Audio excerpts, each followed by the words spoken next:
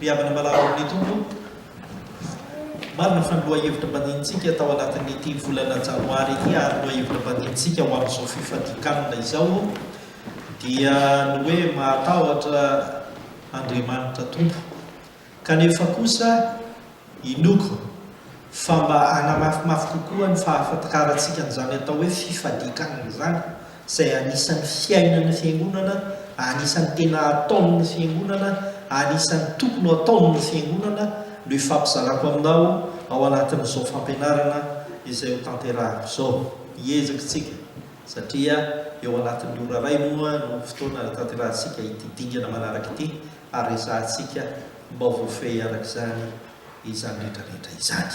Taridalana momba ny fifadikanana izany no andeha ho tanterahantsika riavana ka rehefa vita ity fotoana ity anio dia isika rehetra mahatsiaro fa tena ny fahadianana ary isika mahafantatra ny dikan'izany atao hoe fifadikanana izany ary isika dia mahatsapa fa tena ny fahadianana tokoa ao androany tsy hoe nona tsy hoe noinona fa tena mahatsiaro hoe voky aho amin'ny fanahiko araka izany.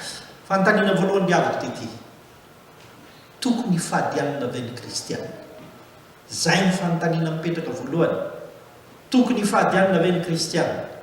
Isika kristiana misy tsy mitovy hevitra ary ao anatin'izany fifadikanana izany ary mino aho fa na amin'izao ora sy fotoana izao ary mety sanatriny vava misy tsy resy lahatra ny amin'ny fifadikanana ka tsy manatanteraka izany fa ity moa fotoana izay efa napetraka ny efintsika ho tanterahana eo amin'izao tontolo izao ny anatanterahana izany fifadikanana izany. Tokony fahadianana ve ny kristiana? Ny valiny eny tokony fahadianana ny kristiana satria ny baiboly dia milaza an'izany. Jesosy Kristy tompo dia nitaona sy nanatanteraka izany. Ny fiangonana tany voalohany dia niezaka nanamarina izany. Misy teboka vitsivitsy eo ifampizarako aminao. Tokony fahadianana antsika satria Jesosy Kristy ny lohan'ny fiangonana.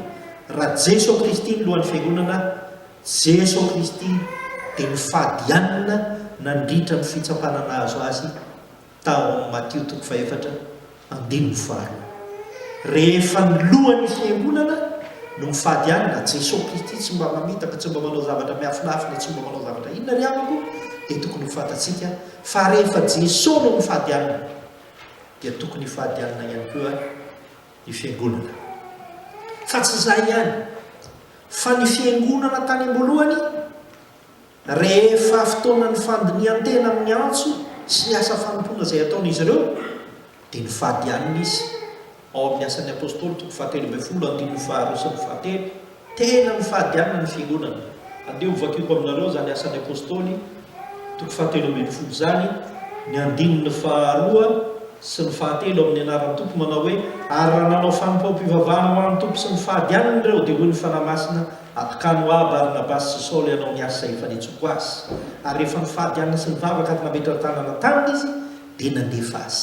Zany hoe azo ampiarahana tsara ny fifadikanana sy ny fanompoam-pivavahana ny dikan'izany ary zavatra efa niaina ny fiangonana izany fa tsy hoe itsika efitsika makory no mba miezaka manao an'izany ary fiangonana kristianina maro no manatanteraka an'izany. Eo indrindra ry havako no tokony hisariana saitsika fanompoam-pivavahana izao tanterahantsika izao fa miendrika amin'ny alalan'ny fifadikanana.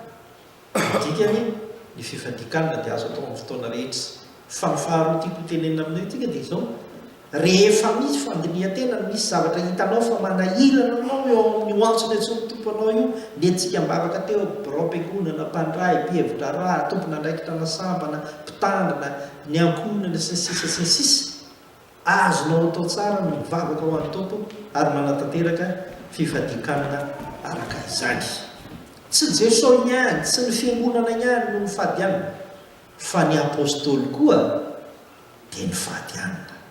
Ary ny tena natao amin'ny apôstôly dia anisan'ny tena fiainana teo amin'ny apôstôly mihitsy izany fifadikanana izay ataon'izy ireo zany. Ao Korintiana 2:9 andininy 5 ohatra dia misy an'izany Koritianina faharoa toko fahenina andininy fahadimy dia misy an'izao manao hoe amikapoka amin'ny fatorana amin'ny tabataba amin'ny fisasarana amin'ny tsy fahitatory amin'ny fifadikana. Dia tohizany ary amin'ny andininy faha 1 manao hoe ry koritianina ny vavanay misokatra aminareo ny fonay malalaka, ary ary amin'ny andininy faha 7 dia izao no tanterahany ao anatin'izany koritianina azafady koritianina faharoa toko faha 1 azafady indrindra toko faha 1 andininy faha 7 dia izao no ataony ao amin'ny anaran-toko manao hoe tamin'ny fisasarana sy ny fikelezanaina, tamin'ny tsy fahitatory matetika, tamin'ny anohanana sy letaeta, tamin'ny fifadikana matetika, tamin'ny atsika sy ny fitanjahana. Ny dikan'izany ravako dia izao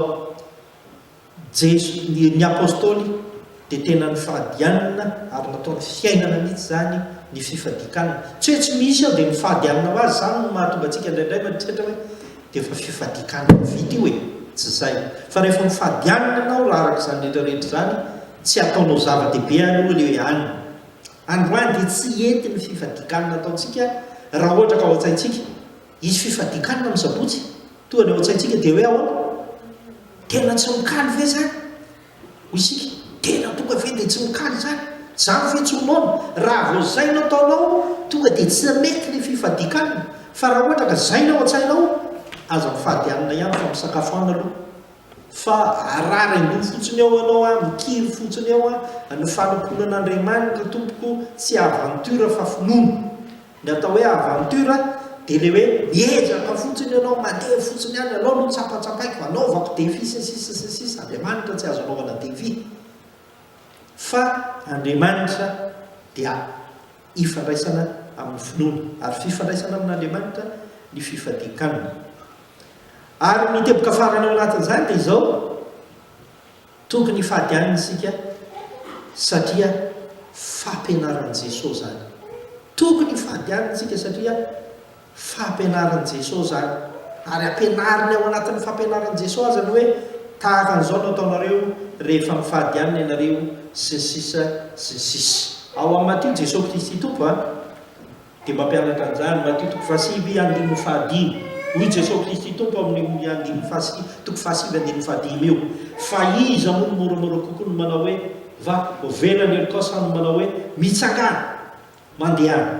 Dia toloniko aminareo ny Matio toko fahenina izany hoe resaka famelan-kely teto no ataon'i Jesosy Kristy fa ao amin'ny Matio toko fahenina izy dia izao no ataony toko fahenina andininy fahenina ambin'ny folo sy ny fahavalo ambin'ny folo. Ary raha mifadianina ianareo aza mety ho tahaka ny Pierre tsara velatsy izay malahelo tare fa mampisotosoto ny tavany izy mba ho hitan'ny olona fa mifady.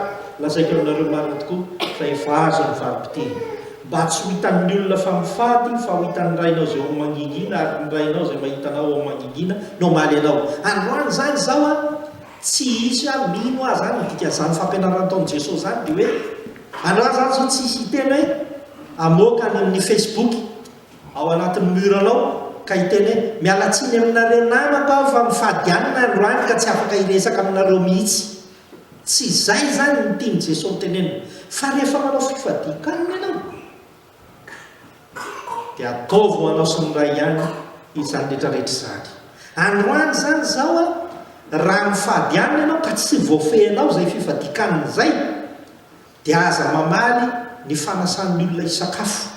Isakafo any tiako tenenina raha misy manasa misakafo zany ianao androany dia andeha any ianao dia rehefa tonga any ianao aroson'ny olona ka ny olona tsy dia alala fa rehefa tonga eo amin'ny fanasana ianao dia ao isakafo ianao zay. Dia rehefa tonga ianao dia azafady za mifadianina androany tsy mety zay zavatra zay. Fa rehefa tena manoka tena ifahadianina ianao dia asehoy fa mifahadianina ianao arak'izay ka zay azonao aseho amin'ny olona ao amin'ny fifanontronana amin'ny any atrehana fa tsy ho ao anatin'izay no anehoanao izany fifadikan'izay. Fehiny izao geny tokony fahadianina isika satria fomba fanaovana zany. Ka rehefa mifady ary tsika inona avy ny antony tokony anaovana fifadikanana zany koa manko mila fantarina zany. Inona avy ny antony tokony anaovana fifadikanana dia misy teboka sivy reto riavana tokony fahadianina ianao. rehefa ao anatin'ny fisaonana. Tsy fifadikanina ao amin'ny soratra masina ny Samoela faharoa toko voalohany andiny faharoa foloany dia misy fifadikanina goavana be any rehefa misy fisaonana sy alahelo ny dikan'izany atao hoe fisaonana izany dia misy fifadikanina tokony ataonao. Ary izany ny antony mahatonga ny FJKM manao fifadikanina efa eo hoe isaky ny sabotsy misy momaly izany nanao ny zoma dia fandaminana misy ny fiangonana sasany mety hoe hovany amin'ny fotoana hafa mihitsy izany rehetrarehetra izany fa ny zava-dehibe teny hoe manao dia mba hoe miara-miombona alahelo ao amin'ireo izay manana alahelo rehetrarehetra ianao nandritra ny taona izay ny dikany. Ary indrindraindrindra miray miombona alahelo anao amin'izay manana alahelo rehetrarehetra sy amin'ny endriky ny fisaonana sy ny sisa rehetrarehetra ao anatin'izany rehetrarehetra izany no iainantsika. Izany ny dikany hoe fifadikanana. Ka io tsy hoe le tsy mahalatsakanina hoe malahelo dia tsy mahalatsakanina na hoe misaona dia tsy mahalatsakanina, tsy izay io fa tena fanapahan-kevitra ao mihitsy io. Fanapahan-kevitra ao mihitsy io hoe tena napa-kevitra aho fa hifady anina aho mba ho fiombonako amin'izy ireo. Ary rehefa mifady anina ianao dia izay ngamany mbola ho teneniko ao amin'ny farany eo fa manaraka eo fa mbola ho teneniko aminareo ihany fotsiny hoe rehefa mifady anina ianao tadio fa mivavaka ianao izay tsy maintsy miaraka foana mifampiompivany sana. Ka androany izany izao na nanatrika eto na tsy nanatrika eto mino aho fa izao fampianarana izao isika dia tsotra fotsiny ihany any amin'izay alehanao rehetrarehetra any mba inona fa manana fotoantsika ny vavahana amin'ny fotoana izay saranantsika eto satria farany eto melolo isika mbola hanana fotoantsika mba ninonana tombavaka. Fa ny zava-dehibe koa dia ny fiaonantsika tahaka amin'izao maneho amin'ny endrika hita maso izany. Ny faharoa ny avako dia izao rehefa misy loza mitatao amin'ny firenena dia mila mivavaka isika. Maro ny endriky ny loza mitatao amin'ny firenena. Any Madagasikara izao dia hitantsika fa misy toetrandro manahirana dia misy loza mitatao amin'ny firenena izay tena tsy efa miatra mihitsy moa izany ny tena marina. Mila mifady anina isika ao anatin'izany manao vavaka fifadikanana izany hoe fifandraisana amin'ny fidebahana sy fiparainana famelan-keloka avy amin'Andriamanitra. Za dia milaza aminareo fa ny zavatra rehetra izay ataon'Andriamanitra tsy hoe fa maizany ireny nakapoka fa misy dikany avokoa reny rehetrarehetra ireny. Ary reny rehetrarehetra ireny dia anehoan'Andriamanitra fa tokony hibebaka isika. Ka mazava tsara ilay tenenin'ny mpanompon'Andriamanitra teo hoe sao dia verina rafo reny galiléanina na roaroan'ny platan'ny rano reny ny fatiny dia reny ny mpanota. Tsy izay, tsy sanatriany vava isy olona eritreritra hoe reny ilay olona ny sanatriany hotsahany tany sy ny sisa tany reny ny tena mpanota. Tsy izany mihitsy fa izany indray tena endriky ny maha olombelona hoe firafitra zao kasina ny fanalivo tao izany rehetrarehetra izany.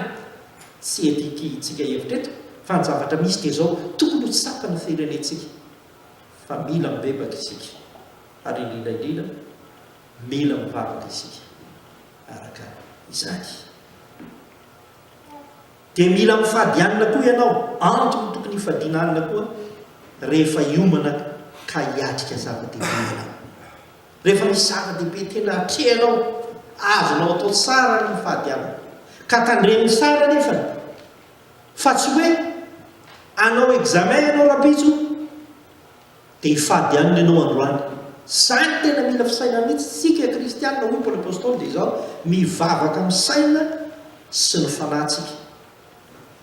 Izany hoe midika an'izany tiany Paoly apôstôly hotenena dia ity rehefa mivavaka ianao dia mivavaka amin'ny fanahy mifandray amin'Andriamanitra fa mba hampiasao koa ny saina fa tsy ataotao fatany fotsiny koa ilay fiaina ny zavatra atao. Ny tiako tenena masy dia ity anao examen rapitso rehefa manao examen anao dia mila fiomanana amin'izay fanadinana nataonao sy ny sisa satria maro ny examen lalovantsika izany.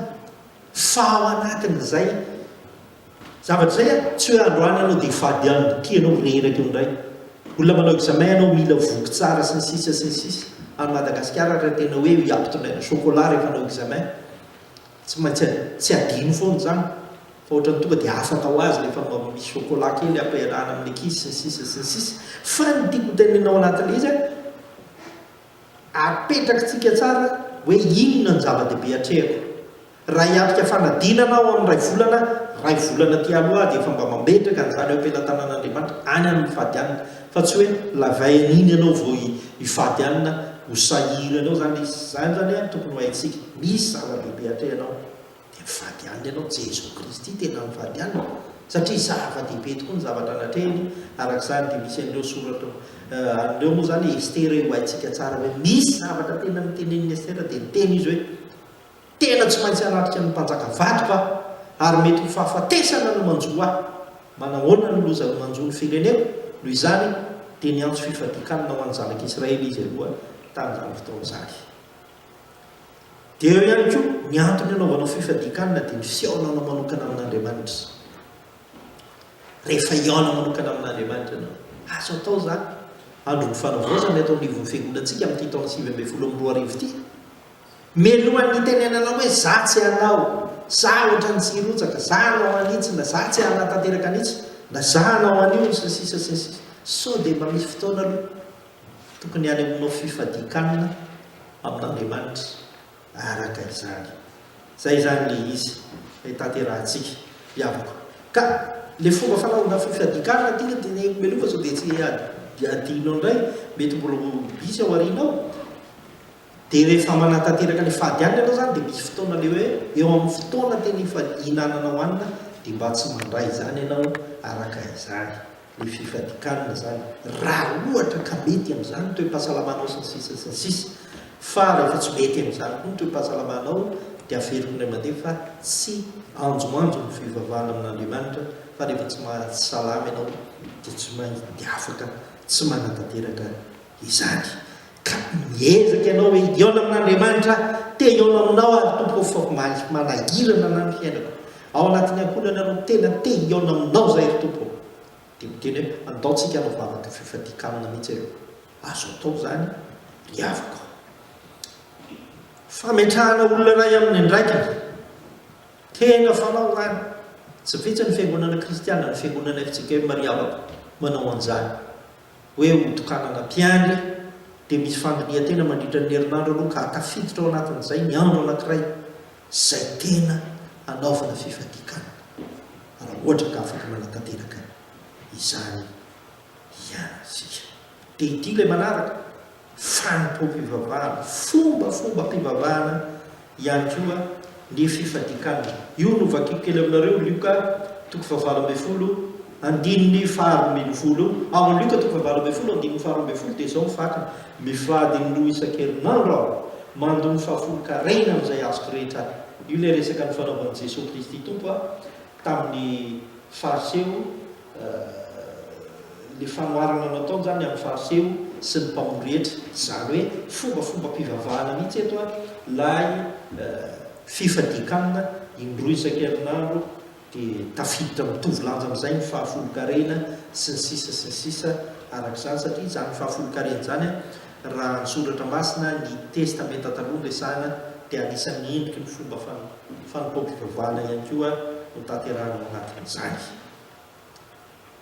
fa akoatran'izay ry havako indraindray dia baiko n'Andriamanitra ihany koa ny antony ifadianana Andriamanitra mihitsy no mibaiko anao hoe mifadianina ireo misy andin-tsoratra masina ho hitanareo angambany mahakasika an'izany ary indraindray dia misy antony ifadikanina ihany koa ny hoe mety nandreny tenin'Andriamanitra ianao nisy tenin'Andriamanitra tena nahatonga asainanao dia manapa-kevitra anao hoe andeha hifadianina zany riavako tena misy zany fotoana indraindray mandeha eny ianao misy zavatra ataonao eny misy tenin'Andriamanitra tonga tamika mifanitsy amin'ny zavatra iananao ary ino ty andeha hifadianina ary zany tena fanao zany ary tena fanao teo anivon'ny fiangonana zany ary ny farany ao anatin'io mety mbola misy antony hafa dia fiomanana iaona amin'Andriamanitra dia afaka mifadianina ihany koa ianao